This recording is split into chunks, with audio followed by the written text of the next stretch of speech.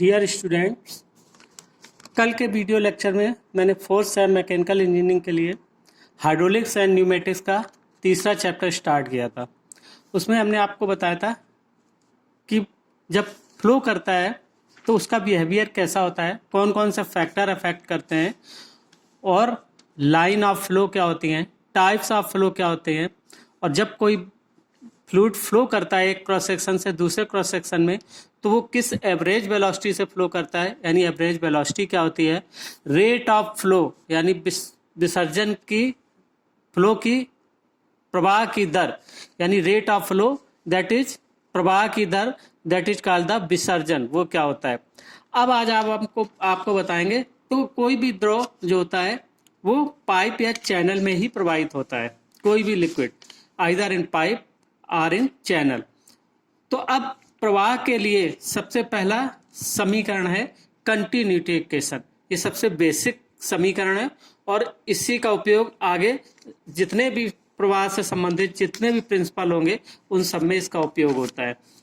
तो what is continuity equation, सांतस समीकरण। ये क्या होता है, यह इक्वेशन द्रव के प्रवाह में कंजर्वेशन ऑफ मास पर आधारित है। ये मैंने कल आपको पिछले लेक्चर में फंडामेंटल्स ऑफ फ्लूइड फ्लो में बताया था कि कंजर्वेशन ऑफ मास पर आधारित होता है, कंजर्वेशन ऑफ एनर्जी और कंजर्वेशन ऑफ मोमेंटम। तो जो कंटिन्यूटी इक्वेशन है वो सबसे पहला जो प्रिंसिपल है कंजर्वेशन ऑफ मास पर आधारित है। तो इसके अनुसार स्टेडी फ्लो, अब स्टेडी फ्लो में भी मैंने कल डिस्कस किया था पिछले लेक्चर में कि व्हाट इज स्टेडी फ्लो, कि जब किसी पर्टिकुलर टाइम में किसी क्रॉस सेक्शन से गुजरने वाले सभी पार्टिकल्स की एवरेज वेलोसिटी समान होती है, ठीक है। तो इसके अनुसार स्टेडी फ्लो के लिए किसी पाइप या चैनल, है ना, पाइप हो या चैनल के यूनिट टाइम में यानी इकाई समय में प्रवाहित होने वाले द्रव का भार प्रत्येक क्रॉस सेक्शन पर समान रहेगा, जबकि विचारणीय कांटों के बीच ना तो द्रव बाहर से प्रवेश करे और ना ही निकाला जाए, और द्रव की कंटिन्यूटी बनी रहे, यानी जो फ्लो की कंटिन्यूटी बनी रहे।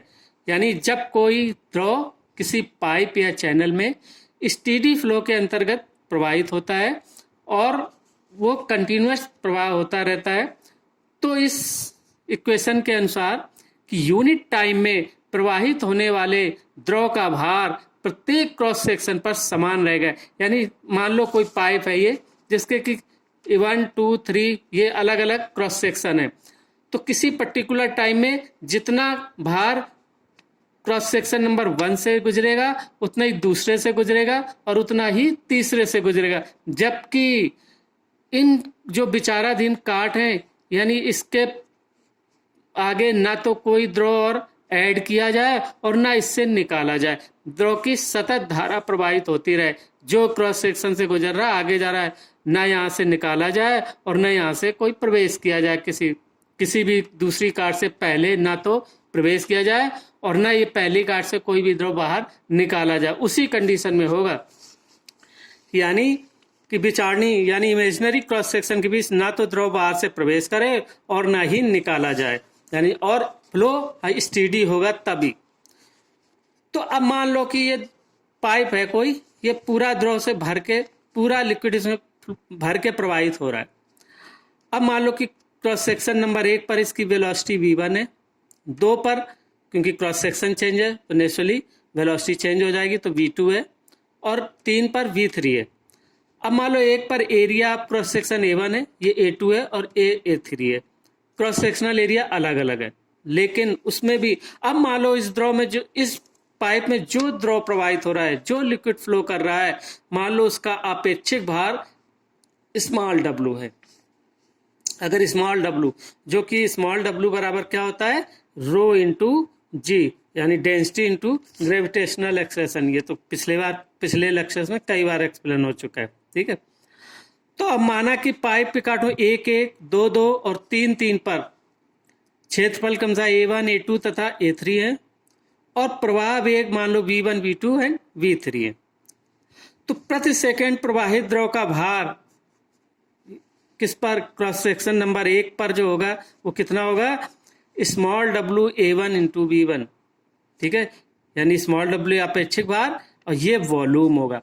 क्यों वॉल्यूम होगा? अभी हमने इसलिए पिछले लेक्चर में आपको बताया था कि जो एवरेज वेलोसिटी है, अगर इस कार्ड पर एवरेज वेलोसिटी है तो ये यूनिट टाइम में कितना, अगर v मीटर प्रति सेकंड है तो प्रति सेकंड ये कितनी डिस्टेंस तय करेगा? v1 metre. और v1 मीटर डिस्टेंस होगी और एरिया a1 है तो इसकी वॉल्यूम कितना होगा? a1 into v1। और वॉल्यूम पता है और अपेक्षिक भार स्मॉल w है तो इसका भार कितना होगा? Small w a1 v1। Same वही होगा उसी टाइम में स्मॉल w a2 v2 और अगले में होगा स्मॉल w a3 v3। अब इसमें हो सकता है v2 बढ़ जाए तो a2 कम हो रहा है, इसमें v3 बढ़ जाए तो a3 कम हो जाएगा, लेकिन ओवरऑल जो वेट है वो समान होता है। तो इसके अनुसार क्या होगा कि a1 v1 बराबर a2 v2 बराबर a3 v3। और av बराबर क्या होता है? ये कल हम पिछले लेक्चर में बताया था कि q discharge equal to a into v। ये निकाला था कि अगर v मीटर प्रति सेकेंड की दर से प्रवाहित हो रहा है तो यूनिट टाइम में फ्लो वॉल्यूम कितना हो जाएगा? डिस्टेंस होगी v मीटर तो वॉल्यूम कितना हो जाएगा यूनिट टाइम में? a into v। और इसी को कहते हैं हम डिस्चार्ज क्यू। ये पिछले लेक्चर में आपको एक्सप्लेन किया था। तो a1 v1 बराबर a2 v2 बराबर a3 v3 equal to constant that is equal to q यानी डिस्चार्ज। ठीक, यही कंटिन्यूटी इक्वेशन है। अब इसका उपयोग बहुत अधिक होता है कि किसी भी चैनल के किसी भी क्रॉस सेक्शन पर हमें वेलोसिटी ज्ञात करनी है, अगर उसका एरिया पता है तो हम उसकी वेलोसिटी निकाल सकते हैं। अगर डिस्चार्ज निकालने की पर सेकेंड इतने मीटर क्यूब डिस्चार्ज हो रहा है, प्रत्येक क्रॉस सेक्शन का पर हम उसकी एवरेज वेलोसिटी निकाल सकते हैं। तो इसी को कहते हैं कंटिन्यूटी इक्वेशन। तो इसके उपयोग क्या है? इसकी लिमिटेशन पहले, सबसे पहली इशू तो ये कि फ्लो स्टेडी, यानी लिमिटेशन से मतलब होता है कि ये थ्योरम कब लागू, इक्वेशन कब लागू होगी कि जब द्रव प्रवाह स्टेडी एवं इनकम्प्रेसिबल असंपीड्य होना चाहिए। यानी अगर हम दबा दें ये कम वाले क्रॉस सेक्शन में तो एरिया बदल, वॉल्यूम नहीं चेंज होना चाहिए, दबाने पर वॉल्यूम चेंज नहीं होना चाहिए, यानी इनकम्प्रेसिबल फ्लो। प्रत्येक क्रॉस सेक्शन पर एवरेज वेलोसिटी मानी जाए और किन्हीं भी क्रॉस सेक्शन के बीच ना तो कोई द्रव बाहर से भेजा जाए और ना ही बाहर से निकाला जाए। तो इसको कहते हैं कंटिन्यूटी इक्वेशन और ये इसकी होती है लिमिटेशन। अब इसके उपयोग क्या है? देखो कंटिन्यूटी इक्वेशन के उपयोग कि यह इक्वेशन द्रव संबंधी प्रॉब्लम सॉल्व करने में प्रयुक्त होती है, जैसे पाइप या चैनल में बहते द्रव की औसत गति किसी भी क्रॉस सेक्शन पर ज्ञात कर सकते हैं।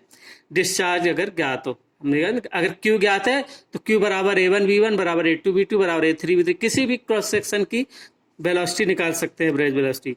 यह इक्वेशन फ्लो मेजरिंग इक्विपमेंट जैसे वेंसीमीटर, ऑरिफिस प्लेट मीटर आदि के प्रायोगिक सूत्र स्थापित करने में सहायक होता है। अभी आगे जब बताएंगे बर्नौली थ्योरम और उससे संबंधित जो भी इक्विपमेंट डिजाइन करेंगे उनमें भी हर स्टेप पर ये कंटिन्यूटी इक्वेशन लागू होती है।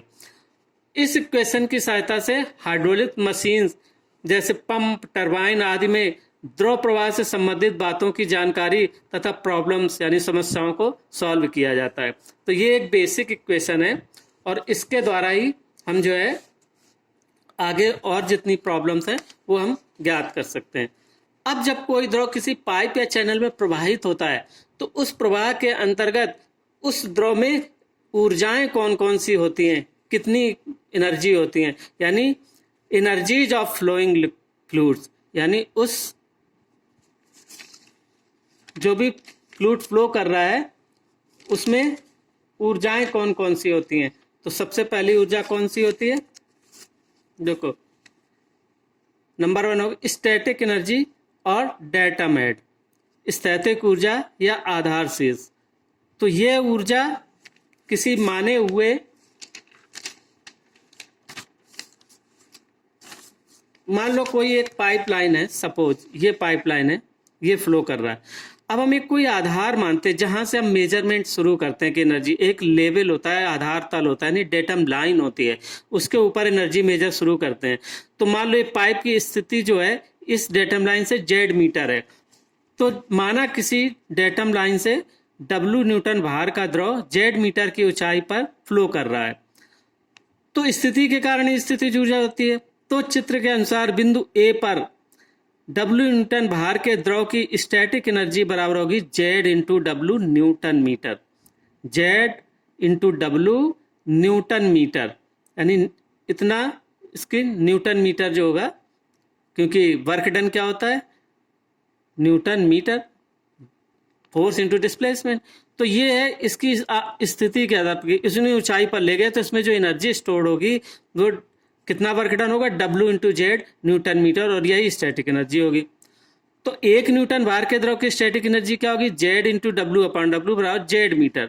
यानी अगर उसको ऊंचाई के पदों में व्यक्त करें, किसी भी एनर्जी को उसके ऊंचाई के पदों में व्यक्त करें, तो वो संबंधित एनर्जी उसका हेड कहलाती है। तो इस जेड मीटर को हम क्या कहेंगे, स्टैटिक हेड या डेटम हेड कहते हैं। यानी किसी माने हुए क्षैतिज सतह से द्रव की ऊंचाई ही उस द्रव की इकाई भार की स्टैटिक एनर्जी प्रदर्शित करती है।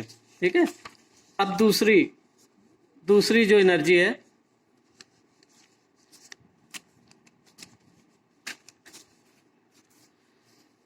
दूसरी एनर्जी है काइनेटिक एनर्जी और वेलोसिटी हेड, यानी गतिज ऊर्जा या वेग शीर्ष। तो देखो, जब कोई द्रव फ्लो कर रहा है तो अपनी गति या वेग के कारण, यानी उस किसी वेग से तो फ्लो कर रहा होगा, कोई गति होगी उसकी द्रव की। तो हम यहाँ पर हाइड्रोलिक्स में हमेशा एवरेज वेलोसिटी लेते हैं, क्योंकि हर पार्टिकल की वेलोसिटी मेजर करना पॉसिबल नहीं होता। तो फ्लो में द्रव की अपनी गति या वेग के कारण जो ऊर्जा द्रव में होती है, वह द्रव की गतिज ऊर्जा या वेग शीर्ष कहलाता है। गतिज ऊर्जा या वेग शीर्ष, काइनेटिक हेड।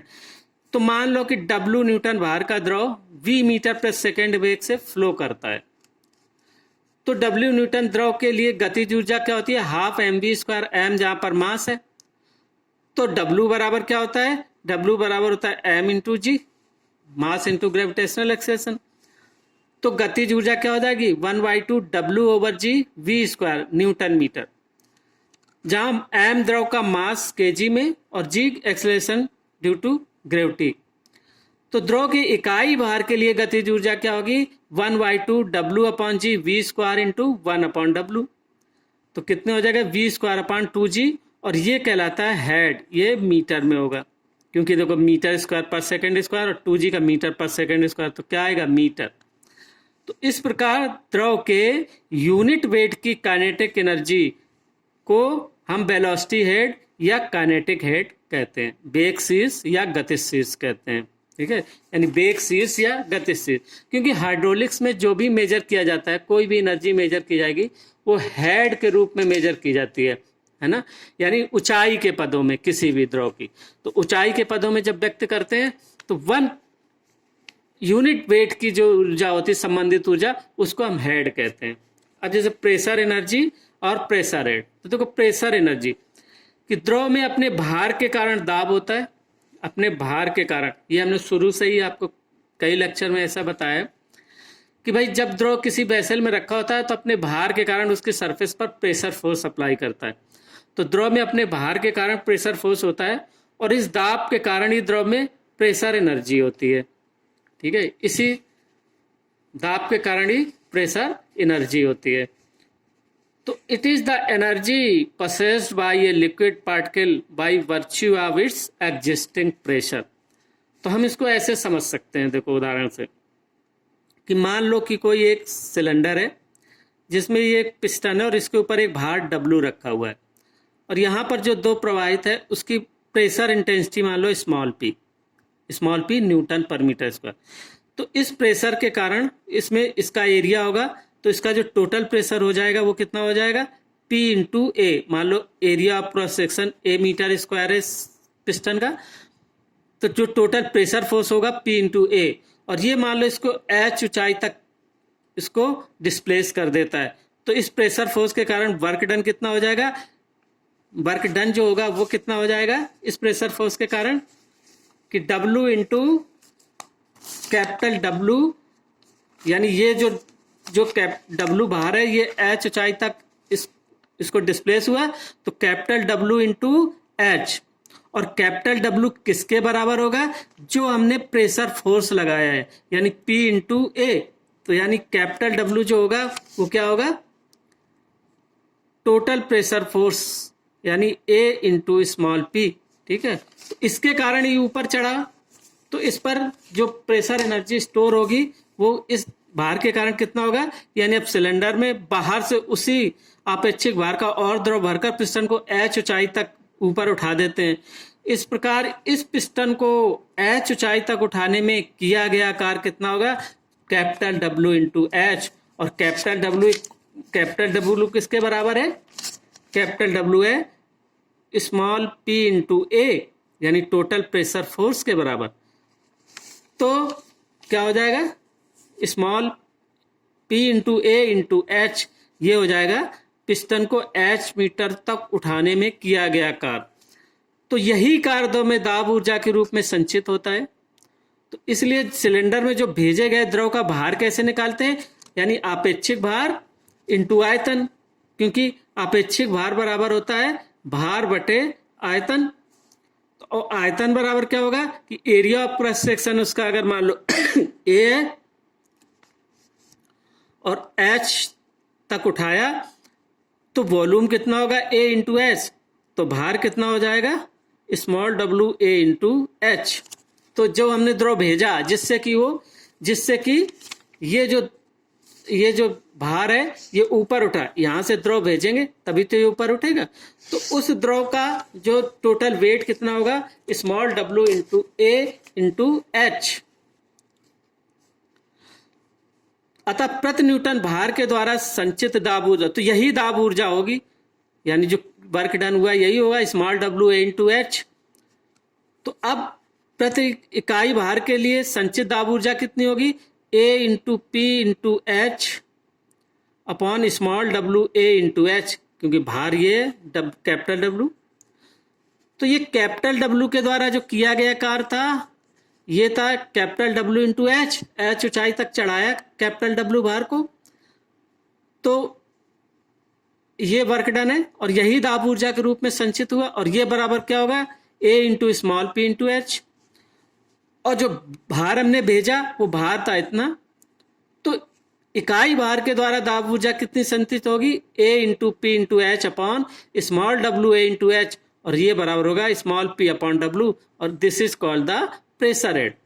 यानी इसी p अपॉन स्मॉल w को ही प्रेशर हेड कहते हैं, जो कि इकाई भार द्वारा ग्रहण की गई दाब ऊर्जा को प्रदर्शित करता है, जो कि उस द्रव की ऊंचाई के पदों में होती है, यानी हेड के रूप में व्यक्त करते हैं। यानी ये जो दाब ऊर्जा होती है हेड के रूप में अगर व्यक्त करें तो क्या होगा, स्मॉल p अपॉन w, जहां p is the pressure in newton पर मीटर स्क्वायर और small w is the specific weight, ये होता है न्यूटन पर मीटर क्यूब। ठीक, तो इस हिसाब से इसकी इकाई क्या हो जाएगी, p अपॉन स्मॉल w की मीटर। तो ये कहलाता है प्रेशर हेड। तो तीन ऊर्जा होती हैं, एक होगी स्टैटिक हेड, दूसरा होता है काइनेटिक यानी बेक सीज, और तीसरा होता है प्रेशर हेड। तो अब टोटल एनर्जी या हेड या एनर्जी इक्वेशन, अब ये भी अक्सर पूछा जाता है कि explain the energy equation, what is energy equation. तो मान लो सपोज कि कोई एक पाइपलाइन है जिसमें कोई द्रव प्रवाहित हो रहा है। अब ये द्रव प्रवाहित हो रहा है और माने हुए डेटम लाइन से मान लो इसकी इस ऊंचाई पर ये स्थित है, मान लो हमें इस बिंदु पर निकालना है यहाँ पर। अब यहाँ पर मान लो इसकी वेग है स्मॉल v और प्रेशर इंटेंसिटी मान लो है स्मॉल p। तो अब हमने क्या किया, यहाँ पर एक पिजियोमीटर ट्यूब लगाई और pressure head p upon small w को मेजर कर लिया। और v इसको कैसे मेजर करते हैं, डिस्चार्ज मेजर करने के बाद कि पाइप का एरिया पता हो और डिस्चार्ज पता हो, तो q बराबर यानी v बराबर q अपॉन a से ये हम वेलोसिटी मेजर कर लेते हैं। अब मेजर करने के बाद अब मान लो सपोज कि total energy of the liquid in motion is the sum of all three energies. अगर इस बिंदु पर हम टोटल ऊर्जा देखेंगे तो क्या होगा, तीनों ऊर्जाओं के योग के बराबर होगा। तो टोटल एनर्जी इक्वल टू क्या होती है, डेटम एनर्जी जो कि ऊंचाई के कारण होती है, प्लस प्रेशर एनर्जी और प्लस काइनेटिक एनर्जी। तो टोटल हेड बराबर datum head plus pressure head plus velocity head, है ना। इन तीनों को हम जब जोड़ते हैं तो हमें एनर्जी इक्वेशन प्राप्त होता है। तो देखो अब इसमें मान लो W भार का कोई द्रव प्रवाहित हो रहा है, तो इकाई भार के लिए डेटा मेट क्या हो जाएगा, जेड मीटर। अब इस टोटल एनर्जी इक्वेशन को निम्न से समझ सकते हैं कि मान लो वो जो चित्र अभी हमने दिखाया था, ये इस चित्र में मान लो कि द्रव प्रवाहित हो रहा है,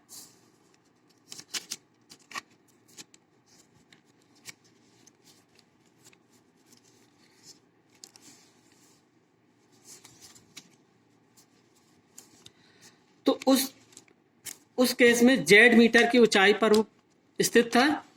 तो क्या होगा, पाइप में मान लो स्मॉल डब्ल्यू न्यूटन पर मीटर अपेक्षिक भार का कोई द्रव v मीटर प्रति सेकंड के वेग से फ्लो कर रहा है, और पाइप के किसी बिंदु पर मान लो हमने एक पीजियोमीटर ट्यूब लगाई और उसमें द्रव की ऊंचाई मान लो h है, तो माने हुए डेटम लाइन से जेड मीटर ऊंचाई होगी, तो बिंदु डी पर डेटम हेड बराबर जेड मीटर होगा, और प्रेशर हेड बराबर P अपॉन स्मॉल डब्ल्यू एवं वेलोसिटी हेड बराबर v स्क्वायर अपॉन 2g होगा। ठीक, तो ये इसमें ये इस चित्र में यहाँ से जेड मीटर पर है, वेलोसिटी v है, अपेक्षिक भार स्मॉल w है, और प्रेशर इंटेंसिटी मान लो P न्यूटन पर मीटर स्क्वायर है। तो ये हमने यहाँ पर पीजियोमीटर ट्यूब लगाई, तो यहाँ से हमने इसको प्रेशर हेड मेजर किया, कितनी ऊंचाई पर स्थित था, तो ये जेड मेजर कर लिया। तो इकाई भार के लिए डेटम हेड बराबर होगा जेड मीटर, प्रेशर हेड होगा P अपॉन स्मॉल w, और वेलोसिटी हेड अगर वेलोसिटी v है तो वेलोसिटी हेड होगा v स्क्वायर अपॉन 2g। अब हम इन तीनों का योग कर देते हैं। इन तीनों का योग करने से हमें क्या मिलेगा, टोटल हेड, यानी total head H equal to Z plus P upon small w plus v square upon 2g newton metre per newton. तो संपूर्ण शीर्ष H बराबर आधार शीर्ष, दाब शीर्ष प्लस बेग शीर्ष तीनों के योग के बराबर होता है, और यही H बराबर Z plus P upon small w plus v square upon 2g energy equation कहलाता है। यही एनर्जी इक्वेशन है, अर्थात बहते हुए द्रव के किसी बिंदु पर इकाई भार की संपूर्ण ऊर्जा किसी मानक तल से यानी डेटम लाइन से मानक आधार तल से संपूर्ण शीर्ष को प्रदर्शित करने वाले समीकरण को ऊर्जा समीकरण कहते हैं। यानी इस संपूर्ण शीर्ष को प्रदर्शित करने वाले समीकरण को एनर्जी इक्वेशन कहते हैं। अब देखो इस एनर्जी इक्वेशन के उपयोग क्या है, यानी एप्लीकेशन क्या है, कि इस इक्वेशन की सहायता से किसी स्थान पर द्रव में से निकाली गई या उसमें एंटर की गई ऊर्जा को ज्ञात किया जा सकता है। यानी टोटल हेड अगर हमें पता है तो अगर कितनी ऊर्जा निकल गई तो अगले क्रॉस सेक्शन पर क्या हमें मिला, तो इस इक्वेशन की सहायता से किसी स्थान पर द्रव में से निकाली गई तथा उसमें ऐड की गई ऊर्जा को ज्ञात किया जा सकता है कि हमारे पास टोटल हेड इतना था, तो अब अगर डाउन हो गया प्रेशर हेड इतना, कॉलम डाउन हो गया, वेलोसिटी वेग शीर्ष वही था, जेड वही था, तो इसका मतलब प्रेशर ड्रॉप इतना हुआ, तो इतनी एनर्जी बाहर निकल गई है। तो इससे ज्ञात कर सकते हैं, या बढ़ गया प्रेशर हेड तो भी ये बता सकते हैं कि कितना ऐड हुई एनर्जी।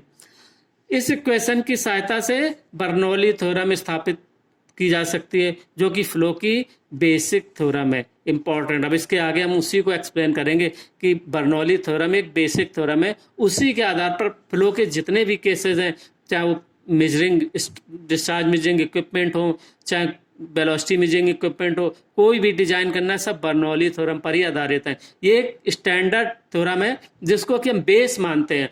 अगर वैसा नहीं हो तो फिर क्या होता है, तो ये हम एनालिसिस भी कर सकते हैं कि कौन सी एनर्जी लॉस होती है, तो कितना हम एक्सटर्नल फोर्स दे सकते हैं, तो कैसे हम इसको हम मेजर करेंगे, तो कैसे इसमें हम कोफिशिएंट निकालेंगे जो मैनिपुलेट करेंगे अगर एरर होती है तो इस समीकरण की सहायता से द्रव के प्रवाह, फ्लो मेजरिंग डिवाइसेस यानी द्रव मापक युक्तियों तथा हाइड्रोलिक मशीन आदि से संबंधित विभिन्न समस्याओं का समाधान किया जाता है। तो ये कहलाते हैं एनर्जी इक्वेशन के एप्लीकेशन। तो ये अक्सर 5 नंबर में क्वेश्चन पूछा जाता है कि what is energy equation and right its application.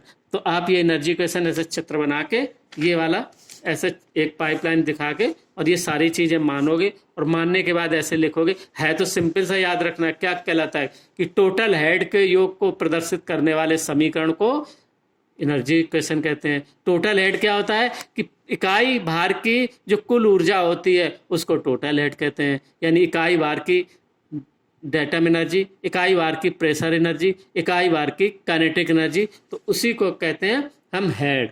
ठीक है, तो अब नेक्स्ट लेक्चर में हम एक्सप्लेन करेंगे आपको Bernoulli's theorem and its application. Okay, और ये लेक्चर आप देखने के बाद वीडियो अपने कमेंट बॉक्स में ही अटेंडेंस एंटर कराइएगा। धन्यवाद।